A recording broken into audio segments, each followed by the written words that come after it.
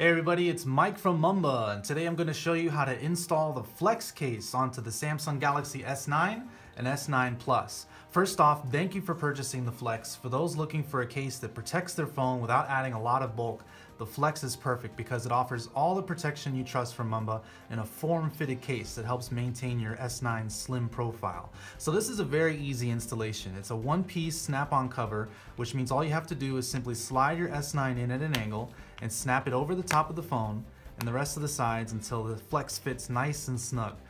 Just make sure your camera is aligned with the case, your ports are aligned, make sure that your charger and headphone plugs in fine, and you're ready to go and show off your S9 or S9 Plus knowing you're safe and protected. Now, if you ever drop your phone, the outer edges, which are built with this flexible TPU material, will absorb the shock. The back panel is scratch proof to prevent any unwanted scrapes or scuffs, and like most of our cases, the Mumba Flex is totally compatible with wireless chargers.